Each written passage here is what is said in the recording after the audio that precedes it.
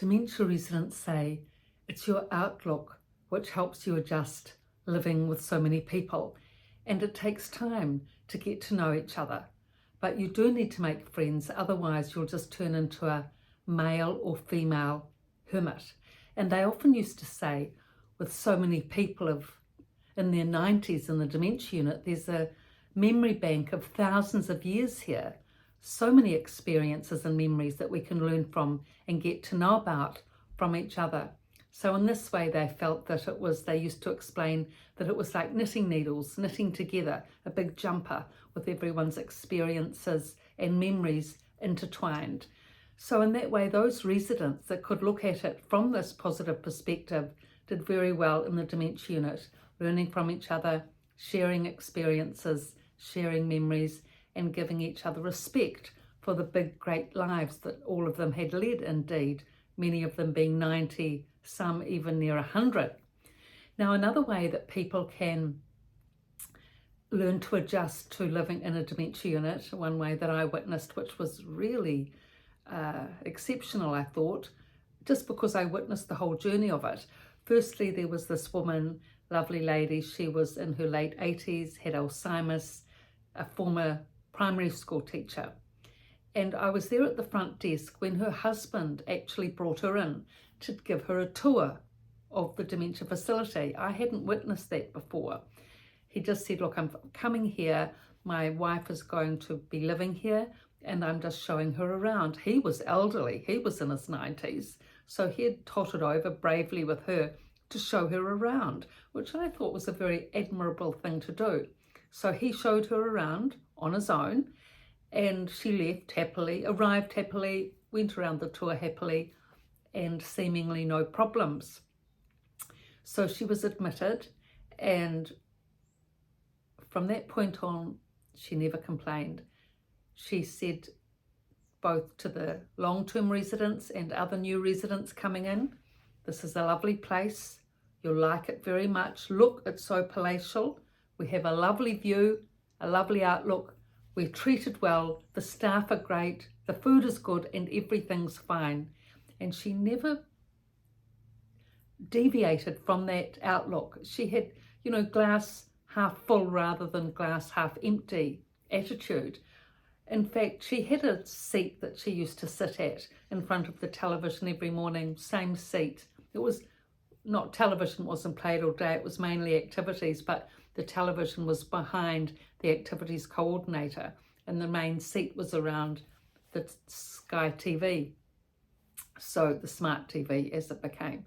And she used to sit in this one seat because she got there early after breakfast and she stayed there all day. She joined in all the activities and she had this one view, which was really just, a standard size small window out which she could see the Port Hills, a bit of sunshine, a tree, and half of it was blocked with a barbecue. So really she only had half a window to look out. But she'd sit there and she'd say each morning, well, it's a lovely outlook here. It's a beautiful scene. It's a lovely day.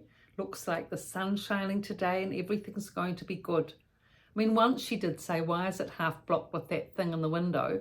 I did explain to her it was a barbecue and it would be a good idea if it was moved because the barbecue was hardly ever used and the window was looked out all day, but seemingly management didn't want that to happen. But nevertheless, even with that half-blocked window, still glorious view, glorious outlook, and how lucky we are. She gave her weather forecast update each morning from what she could see out that miserable little window. But to her, it was a beautiful scene. And I thought, I really admired her for her attitude and aptitude. I really did, because she had a very basic room. I mean, the husband visited each day, that was good. But the room itself that she was in was dark, cold, and pretty miserable, and no outlook, by the way. That's probably why she came to the lounge so much.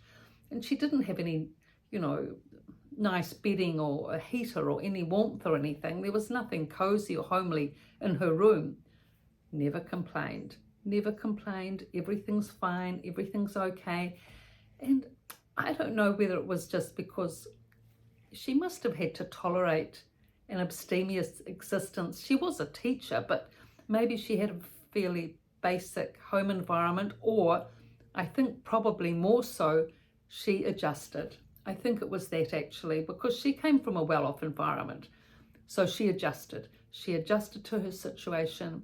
She chose to be positive. She never deviated, and she was a pleasure and a delight, both for the dementia residents and everyone around her. So this is how it can be done. And when you witness this, you really do, I was inspired, definitely inspired by her, because I always thought, why can't the relatives bring in a nice duvet or a heater or some comfortable chair or something? But they never really did. They did visit, but they didn't think about the room. But to her, everything was okay. She had nothing to wish for. Oh my goodness. So, some people are incredible. Of this generation, these people, I find of this generation, she was, in her late 80s. And because they've been through so much after the war years, they had to work hard. Their parents had to build back incomes, careers, whatever, and they appreciated the career they had and were, careful with money and careful with resources, and didn't desire, the capitalism somehow hadn't sort of reached its zenith at that point for these people in their young heyday. And so as a result of that, they're not needy. This generation, I really found, in the dementia unit, they're not needy. Those that are settled within themselves are very undemanding. And as a result of that, make it a pleasure for those working with them. And that's why you can learn so much from them. So all these experiences and more I've written about in both these books at length, The Resident's Voice and The Resident's Rise, both from a dementia unit.